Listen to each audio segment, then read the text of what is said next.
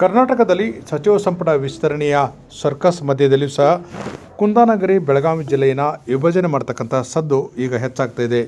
ಬೆಳಗಾವಿಯ ವಿಭಜನೆಯನ್ನು ಮಾಡಿ ಚಿಕ್ಕೋಡಿ ಪ್ರತ್ಯೇಕ ಜಿಲ್ಲೆಯ ಕಾಂಗ್ರೆಸ್ಗೆ ಮಾಡಬೇಕು ಅನ್ನೋ ವಿಚಾರ ಈಗ ಸಾಕಷ್ಟು ಮುನ್ನೆಲೆಗೆ ಬರ್ತಾ ಇದೆ. ಶಾಸಕ ಗಣೇಶ್ ಹುಕ್ಕೇರಿ ಚಿಕ್ಕೋಡಿಯನ್ನು ಪ್ರತ್ಯೇಕ ಜಿಲ್ಲೆ ಮಾಡಬೇಕೆಂಬ ಕೂಗನ್ನು ಹಾಕ್ತಾ ಇದ್ದಾರೆ. ಚಿಕ್ಕೋಡಿಯಲ್ಲಿ ತಮ್ಮ ಹುಟ್ಟುಹಬ್ಬದ ಅಂಗವಾಗಿ ಹಮ್ಮಿಕೊಂಡ ಕಾರ್ಯಕ್ರಮದಲ್ಲಿ ಚಿಕ್ಕೋಡಿಯ ಪ್ರತ್ಯೇಕ ಜಿಲ್ಲೆ ಆಗಬೇಕು ಎಂಬ ಕೂಗನ್ನು ಎಬ್ಬಿಸಿದ್ದಾರೆ. ದೆಹಲಿಯಲ್ಲಿ ಈಗಾಗಲೇ ನೋಡ್ತಾ ಇದ್ದೇವೆ, ಸಾಕಷ್ಟು ಒಂದು ಕಡೆ ವಿದ್ಯಾರ್ಥಿಗಳು ಹೋರಾಟ ಮಾಡಿದರೆ, ಇನ್ನೊಂದು ಕಡೆ ಕಾಂಗ್ರೆಸ್ನಲ್ಲಿ ಸಹ ಸಚಿವ ಸಂಪುಟ ವಿಸ್ತರಣೆ ಮಾಡ್ತಕ್ಕಂಥ ವಿಚಾರ ಮುನ್ನೆಲೆ ಬರ್ತಿದೆ. ಈ ಮಧ್ಯೆ ಬೆಳಗಾವಿ ಜಿಲ್ಲೆಯನ್ನು ಪ್ರತ್ಯೇಕ ಮಾಡಿ ಚಿಕ್ಕೋಡಿಗೆ ಸ್ಥಾನವನ್ನು ಕೊಟ್ಟರೆ ಅಲ್ಲಿ ಹೆಚ್ಚು ಸಚಿವ ಸ್ಥಾನ ಸಿಗ್ಬೋದು ಎಂಬ ಲೆಕ್ಕಾಚಾರ ಹಾಕಲಾಗ್ತದೆ. ಆದರೆ ಈ ಮಧ್ಯೆ ರಾಜ್ಯ ಸರ್ಕಾರ ಯಾವ ನಿರ್ಧಾರ ತೆಗೆದುಕೊಳ್ತಿದೆ ಎಂಬುದು ಸಾಕಷ್ಟು ಗಮನ ಸೆಳೀತಾ ಇದೆ. ವಿಶ್ವಾಸ ಇಟ್ಟಿದ್ರು ನಮ್ಮ ತಂದೆ ತಾಯಿ ಆಶೀರ್ವಾದದಿಂದ ಇವತ್ತು ಪ್ರಕಾಶ್ ಅಣ್ಣ ರಾಜಕೀಯದಾಗಿ ಇವತ್ತು ಶಾಸಕರಾಗಿ, ಲೋಕಸಭಾ ಸದಸ್ಯರಾಗಿ, ಈಗ MLC ಆಗಿ, ದಿಲ್ಲಿ ಪ್ರತಿನಿಧಿಯಾಗಿ ಈ ಭಾಗದಾಗ ಒಂದು ಒಳ್ಳೆ ಸೇವೆ ಮಾಡ್ಕೋತ ಬಂದಿದ್ದರು. ನಂದು ಬರೋ ದಿನಮಾನದಲ್ಲಿ 2 ಗುರಿ ಐತಿ. ಒಂದು ಎಷ್ಟು ಮಠ ನಾವೊಂದು ಜವಾಬ್ದಾರಿ ಸ್ಥಾನದಾಗದೀನಿ, ನಮ್ಮ ತಾಯಿ, ನಮ್ಮ ತಂಗಿ, ನಮ್ಮ ರೈತರ ಈ ಭಾಗದಾಗ ಒಂದು ಸೇವೆ ಮಾಡ್ಕೋತ ಬರ್ತೀನಿ. ಮೊನ್ನೆ ಸನ್ಮಾನ್ಯ ಮುಖ್ಯಮಂತ್ರಿ ಅವರು ಬೆಳಗಾವಿ ಬಂದಾಗ ನಾವು ಸತೀಶಣ್ಣ ಜಾರಕಿಹೊಳಿ ಆಗಲಿ, ಪ್ರಿಯಾಂಕಾ ಜಾರಕಿಹೊಳಿ ಎಲ್ಲರೂ ಕೂಡಿ ಒಂದೇ ಏನು ಬೇಡಿಕೆ ಐತಿ, ನಾ ಇಲ್ಲಿ ಇರು ಮಠ ಚಿಕ್ಕೋಡಿ ಘೋಷಣೆ ಮಾಡಿ, ಅದರ ತಮ್ಮ ಕಡೆಯಿಂದ ಚಿಕ್ಕೋಡಿ ಘೋಷಣೆ ಮಾಡಿ 1-2 ತಿಂಗಳಲ್ಲಿ ಘೋಷಣೆ ಆಗಿ ಒಂದು ಮುಂದಿನ ದಿನಮಾನದಾಗ ಒಂದು ನಮ್ಮ ಇವತ್ತು ನಾವು ನೋಡಾಗಿದ್ದೀವಿ ಯಾವ ರೀತಿ ಡೆಲ್ಲಿದಾಗ ಪ್ರತಿಭಟನೆ ಎಲ್ಲ ಕಡೆ ವಿದ್ಯಾರ್ಥಿಗೆ ಎಲ್ಲಿ ತೊಂದರೆ ಆಗ್ತೈತಿ. ಮುಂದಿನ ಇವರು ಹುಡುಗರು ಚಿಕ್ಕೋಡಿ ಜಿಲ್ಲೆ ಘೋಷಣೆ ಆದಮೇಲೆ ಒಂದು ಮೆಡಿಕಲ್ ಕಾಲೇಜ್ ಆಗಲಿ, ಇಂಜಿನಿಯರಿಂಗ್ ಕಾಲೇಜ್ ಆಗಲಿ, ಸಾಕಷ್ಟು ಹಲವಾರು ಅಂದ್ರೆ ಒಂದು ಜಿಲ್ಲಾ ಆದಮೇಲೆ ಇವೆಲ್ಲ ನಮ್ಮ ಚಿಕ್ಕೋಡಿಗೆ ತರಕ್ಕೆ ಅನುಕೂಲ ಆಗ್ತೈತಿ. ಯಾಕಂದ್ರೆ ನಮ್ಮ ಹುಡುಗರು ಇವತ್ತು ಮಂಗಳೂರು, ಉಡುಪಿ, ಬೆಂಗಳೂರು ಹೋಗುವಂಥ ಪರಿಸ್ಥಿತಿ ನಿರ್ಮಾಣ ಆಗಬಾರ್ದು. ಇಲ್ಲೇ ಆದಮೇಲೆ ನಮ್ಮ ಕಡೆ ಏನು ಸಾಧ್ಯತೆ ನಾವಿಲ್ಲಿ ಅಭಿವೃದ್ಧಿ ಮಾಡ್ತೀವಿ. ಪ್ರಭಾಕರ್ ಕೋರಿ ಅವರು ಹೇಳಿದ್ರು ನಾವೇನೇನು ಅಭಿವೃದ್ಧಿ ಮಾಡಿದೆವು. ಈದ್ ಬಿಟ್ಟು ಬರುವ 6 ತಿಂಗಳಲ್ಲಿ ವಿಶೇಷ ಚಿಕ್ಕೋಡಿ ಈಗಾಗಲೇ ಬಜೆಟು ಸ್ಯಾಂಕ್ಷನ್ ಆಗೈತಿ.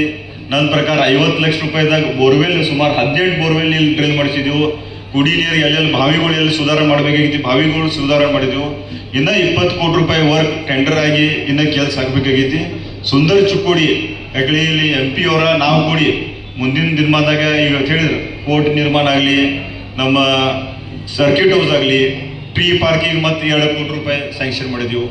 ಇಷ್ಟೆಲ್ಲ ಕೆಲಸ CPI ಆಫೀಸ್ ಹೊಸದಾಗೈತಿ, ADHO ಆಫೀಸ್ ಹೊಸದಾಗೈತಿ. ಇಷ್ಟೆಲ್ಲ ಕೆಲಸ ಮಾಡಬೇಕಾದ್ರೆ ಶಾಂತವಾಗಿ ನಾನು ಮುಂದಿನ ಹಿರುಕುಡಿ ಮತ್ತು ಎಕ್ಸಂಬ ಕಾರ್ಯಕ್ರಮ ಐತಿ, ಅಜ್ಜವ್ರ ಅವ್ರ 2 ಮಾತು ಅವರು ಕೂಡ ಮಾಡಿ, ಆಶೀದವರು ಕೂಡ ಮಾಡ್ತಾರೋ. ಆಶೀದವರು ಮಾಡಿ ಈ ಕಾರ್ಯಕ್ರಮ ತಾವು ಎಲ್ಲರೂ ಬಂದಿದ್ದೀರಿ. ತಮ್ಗೆಲ್ಲರಿಗೂ ನಮ್ಮ ಕುಟುಂಬ ಆಗಲಿ, ವೈಯಕ್ತಿಕ ನಾ ಈ ಸಂದರ್ಭದಲ್ಲಿ ತಮ್ಗೆಲ್ಲರಿಗೂ ಅಭಿನಂದನೆ ಹೇಳ್ತೀನಿ. ಗ್ರಾಮೀಣ ಭಾಗದಲ್ಲಿ ಬರ್ತಕ್ಕಂಥ ಹಳ್ಳಿಗಳ ಸಾರ್ವಜನಿಕರಿಗಾಗಿ ಕುಡಿಯುವ ನೀರಿನ ವಿತರಣೆ ಮಾಡಲಿಕ್ಕೆ ಅನುಕೂಲ ಆಗಲಿ ಅಂತ, ಅದೇ ರೀತಿ ಶಾದಿ ಭಾಗ್ಯ ಯೋಜನೆ ಅಡಿಯಲ್ಲಿ ಈ ಭಾಗದ ದಂಪತಿಗಳಿಗೆ 50,000 ರೂಪಾಯಿಗಳ ಒಂದು ನಡೀತಾ ಇದೆ. ಕೃಷಿ ಇಲಾಖೆ ವತಿಯಿಂದ ಈ ಭಾಗದಲ್ಲಿ ಆತ್ಮಹತ್ಯೆ ಮಾಡಿಕೊಂಡಿರ್ತಕ್ಕಂಥ ರೈತರಿಗೆ ಆಸರೆ ಆಗಲಿ ಅಂತ ಹೇಳ್ಬಿಟ್ಟು ಸರ್ಕಾರ ಈಗಾಗಲೇ 3 ಲಕ್ಷ ರೂಪಾಯಿಗಳಂತೆ 6 ಲಕ್ಷ ರೂಪಾಯಿಗಳ ಚೆಕ್ ವಿತರಣಾ ಕಾರ್ಯಕ್ರಮ ನಡೀತಾ ಇದೆ.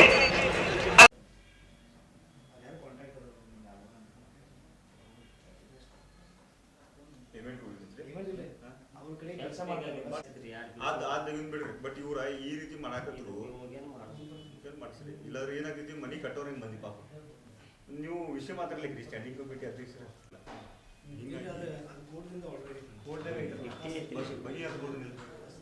ಚಾಲು ಐತಿ ಕೋರ್ಟ್ದಾಗ